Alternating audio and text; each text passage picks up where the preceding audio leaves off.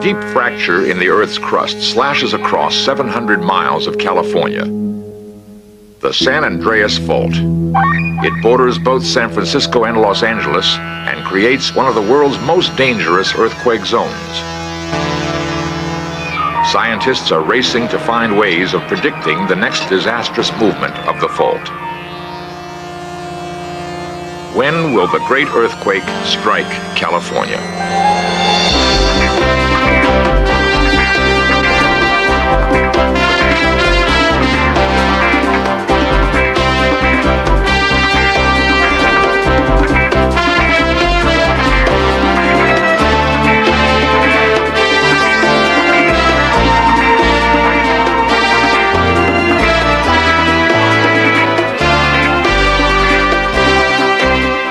This series presents information based in part on theory and conjecture.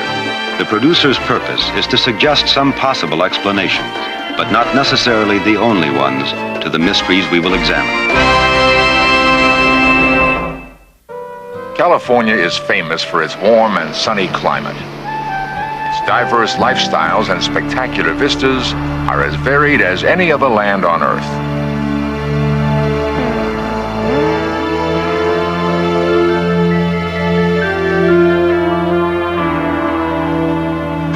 Much of California's rugged beauty derives from violent earth upheavals, the product of a phenomenon called faulting. Deep cracks or faults in the Earth's crust scar the state from one end to the other. Of these, the San Andreas Fault is the longest and most dangerous. At 6 a.m. on February 9th, 1971, Californians were jolted into awareness of the powerful forces that molded their state.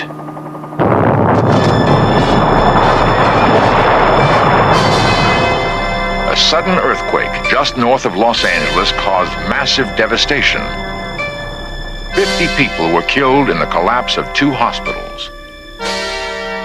Since the quake was of only moderate size, engineers were shocked by the heavy damage to supposedly earthquake-resistant buildings and freeways. The Richter magnitude was 6.6, releasing several hundred times less energy than the San Francisco earthquake of 1906. Had the shaking continued for another few seconds, the San Fernando disaster would have been far worse. 2 dams holding 7 billion gallons of water threatened 80,000 sleeping people. When the dams began to collapse, only the abnormally low water level prevented catastrophe. Geologists soon pinpointed the quake on a minor branch of the San Andreas Fault. The main spine of the fault hadn't even moved. The San Andreas Fault system is part of a grid of faults, mountain chains, and trenches in the ocean floor. These features mark the boundaries between huge moving slabs of the Earth's crust called plates. Carrying continents and oceans with them, the plates float on a hot liquid layer of the planet.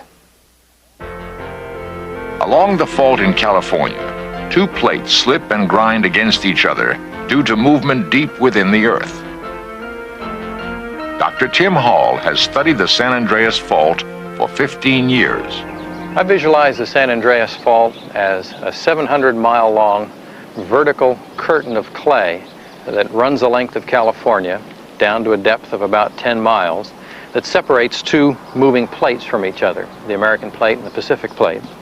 In places along that clay boundary, the fault can move along year by year, and we call that creep. In other places along the fault, the rocks are stuck together, locked.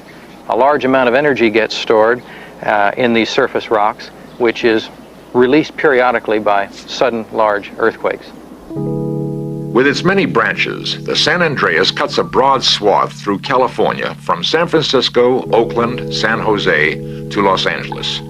All are in fault zones. 15 million people are vulnerable. We shall travel along the fault, seeing places where the danger is great, and observing sites where crucial research is underway. The trip begins at Southern California's Salton Sea. Repeated fault movement has lifted and exposed a reddish band of rock. The twisted cliffs were gouged by the fault's immense power. Nearby, the San Andreas has made pockets of groundwater. Lines of palm trees and brush mark the fault's passage beneath the bleak sands.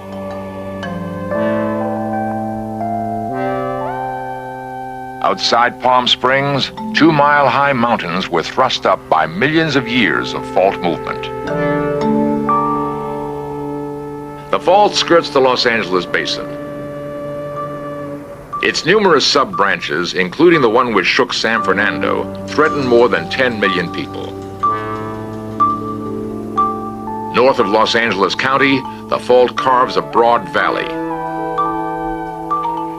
Near Palmdale, Dr. Kerry Seed dug into the San Andreas and found a treasure trove of prehistoric earthquakes.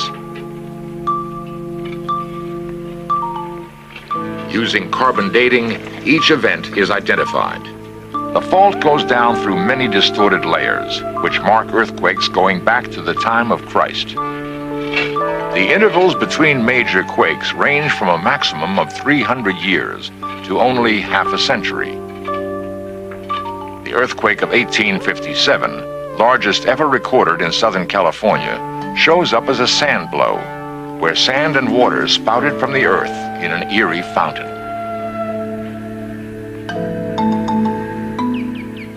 Trees along the fault had their roots sheared during the quake, causing growth to slow abruptly at the 1857 ring. In 1975, researchers found that a broad area of desert along the fault had risen about 1 foot during the last 15 years. They began a massive survey program to monitor this Palmdale bulge. Survey teams worked their way tediously up from Los Angeles, measuring the land level.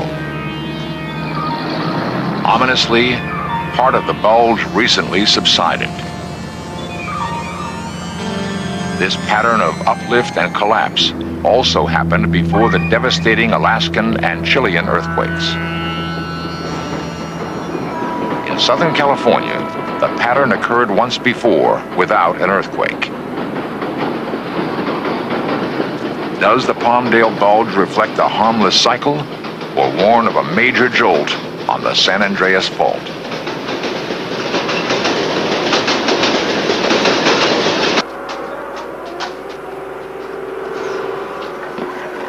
North of Palmdale, geologists drilled deep into the fault zone to measure the stress on underground rock.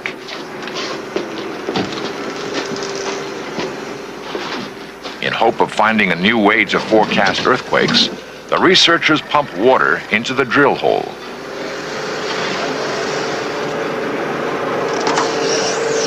They increase the pressure until the rock breaks. Knowing the natural strength of rock, they measure what added stress it is under from the earthquake fault. They have found that rock in the fault zone is cracked, water saturated, and close to the breaking point. Further north, the San Andreas cuts through hilly desert country. In the stark and desolate Carrizo Plain, fault features are clearer than anywhere else. Most ground movement here occurs during large earthquakes in jumps of several yards parallel to the fault. The last of these took place in 1857. The quakes also cause the ground to move vertically, forming ridges along the fault. Repeated slippage has diverted streams along the fault. According to carbon dating, this stream bed moved 125 meters in the last 3,400 years. The Pacific Plate slides northwest, averaging 2 inches a year. At this rate, in 5 million years, it will carry Los Angeles past the Carrizo Plain on its way to San Francisco. Midway between Los Angeles and San Francisco on the Pacific coast is the Diablo Canyon nuclear plant. The facility was originally designed to withstand an earthquake on the San Andreas Fault of Richter magnitude 8.5. During construction, however, geologists discovered a nearby fault offshore, the Hosgri Fault. Ralph Vrana is a county environmental worker who lives near the site. I'm opposed to the nuclear power plant at Diablo Canyon because there's an earthquake fault running 2.5 miles from the plant itself, and that fault happens to be 250 miles long, and it's a major earthquake fault in California. A very large earthquake in 1927 of magnitude 7.5 occurred on that fault. A magnitude 8 earthquake is also possible on the Hosgri Fault. Earthquakes are. Richard Davin represents the plant's owner, Pacific Gas and Electric. There are earthquake faults around Diablo Canyon, of course. There's a San Andreas Fault 48 miles away, but there's a Hosgri Fault which is closer, and that's the one that's been of the major concern in the last several years. And as a result, it's been the most thoroughly investigated fault, probably in California outside of the San Andreas, and we have designed that plant to withstand the maximum earthquake that could ever be expected to occur on that fault. Those of us who live close to the plant, or 7 miles away myself, I wonder whether we happen to be guinea pigs in this experiment or not. People talk about earthquakes even bigger and bigger and bigger, the kind of earthquake that would split this containment structure in half.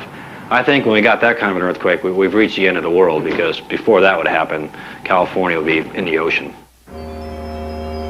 After the Hosgri Fault was found, PG&E strengthened the plant. The adequacy of their precautions is controversial. We're only beginning to understand the dynamics of earthquakes. Whether any possible ground shock could cause hazardous release of nuclear radiation remains unknown. Further north, the fault continues to pass through major population centers. A great earthquake would cause incalculable disaster. Is there a way to predict it? The little town of Hollister lies 80 miles south of San Francisco on the San Andreas Fault's Calaveras branch. August 6, 1979. The strongest earthquake since 1911. Sam Pintello was outside landscaping when it struck. I stood here and you could look out over the hills. You could see the hills rolling into each other, you know, just like they're just sort of bending. The ground was moving, the house was moving. Everything was everything seems to be tilting, especially the hills tilting toward each other. And of course I could see the trees shimmering over here. I didn't know, it was just eerie. The fault at Hollister isn't locked. Slow creep and small shakes tear the land beneath the center of town. Houses are twisted out of shape. Streets and curbs are cracked and broken. In this region of unusual activity, instruments monitor fault movement. Hillsides are dotted with reflectors for laser beams. A unique two-color system tracks deep earth movement across the fault. 4 months before the August quake, the ground began to creep. Movement lasted for 10 weeks, followed by a period of quiet. Then, the earthquake struck. It is hoped the laser will eventually provide a reliable way to forecast earthquakes. West of Hollister, the San Andreas Fault gouges a narrow valley.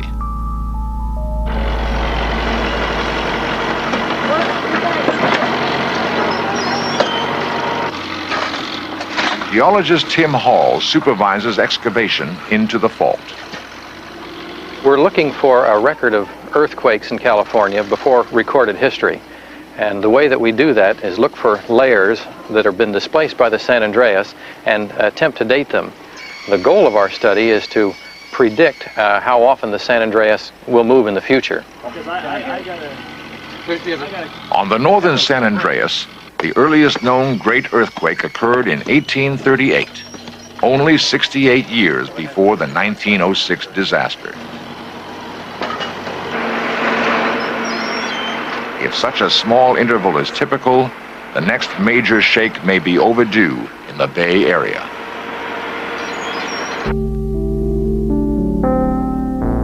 Slashing north along a chain of valleys and long, narrow lakes, the San Andreas Fault cuts the San Francisco Peninsula in two. On the shore of San Francisco Bay is Marine World, where studies of animal behavior may give warning of earthquakes to come. Peter Gross is director of land animals. What we have here at Marine World is the entire collection of both land and sea animals being viewed on a daily basis by all the keepers and the trainers and the handlers. And what they're looking for is any kind of an unusual sustained behavior that might show flight or fear, which we can then document as happening just before an earthquake. About a half hour before the big earthquake, these animals, which ordinarily mix together and peacefully coexist amongst themselves, all separated and went into their own species. The zebras all stayed together, the antelope all went to one area. They just didn't want to mix with each other during this period of unrest and fear. I think that the animals are a lot more in tune to nature's sounds than people are. Trainer Paul Barkman recalls the morning before another earthquake. And when we finally did get them out of the barn, we watered them down. They all refused to drink, and they refused to eat all day long. We have one lead elephant, Jenny. She's the oldest, and she was thumping the whole day long, and she was trumpeting, which she very seldom does. And the other elephants were answering her back, and they were just really hard to control the whole day until after 4 o'clock when the quake hit. Then they were fine. Reports of strange animal behavior before earthquakes go back thousands of years. So far, however, it has proven difficult to use such information for reliable prediction. There is still no sure way to warn of an earthquake. On the western edge of San Francisco Bay, homes are often built on compacted landfill. This kind of land can amplify ground shaking up to 10 times and turn wet, sandy soil nearly to quicksand. Cracks up to 3 feet wide could split foundations and bring thousands of houses crashing down on their owners. On the east side of San Francisco Bay, the Hayward branch of the fault cuts through city after city. In 1836 and again in 1868, huge earthquakes here caused little damage because the area was barely inhabited. Today, however, dozens of schools and hospitals stand in the fault zone. In the aftermath of the San Fernando quake, where some buildings that met all earthquake codes collapsed, standards throughout the state were toughened. Schools along the Hayward Fault were reinforced or replaced. A dam, not unlike the ones that began collapsing at San Fernando, is being rebuilt. In Berkeley, the Hayward Fault rims the campus of the University of California. It runs beneath the football stadium, which is slowly being split in half. Dr. Bruce Bolt heads the university's seismographic station. Well, according to the calculations that I have made, based on the work along the San Andreas Fault recently, the chances of a great earthquake affecting either the San Francisco area or the Los Angeles area in the next 10 years are about 50-50. If a great earthquake of magnitude 7 or 8 occurred in the Bay Area, undoubtedly there would be considerable loss of life. Most Californians are not well prepared for another great earthquake like that of 1906. North of San Francisco, the San Andreas slices through Marin County. The little town of Olema straddles the fault. On April 18, 1906, a giant tremor broke the earth. It shifted roads and fences an incredible 20 feet. Olema was the epicenter for California's greatest earthquake disaster, known as the San Francisco earthquake.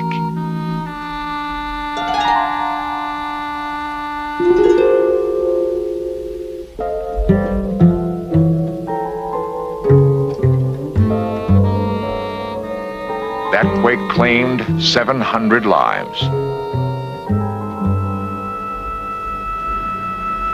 Today, the death toll from a major shock along the San Andreas could reach the tens of thousands. Only a few miles from the fault, San Francisco remains exquisitely vulnerable. Collapse of older buildings, showers of debris, and fire would inflict a heavy toll. In Southern California, stress has been building up on the main fissure of the San Andreas for more than 120 years. If the historic pattern is followed, the stress will be relieved by a cataclysm many times larger than the San Fernando earthquake.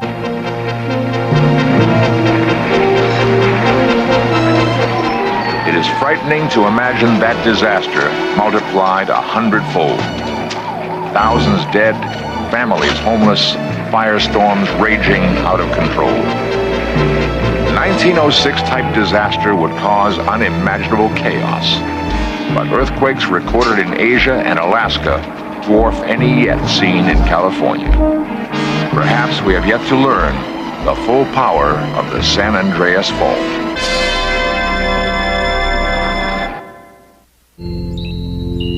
The San Andreas is the most closely watched earthquake fault in the world. Hundreds of instruments monitor its slightest tremble. If it is possible, reliable earthquake forecasting belongs to the future. Earth science is only in its infancy.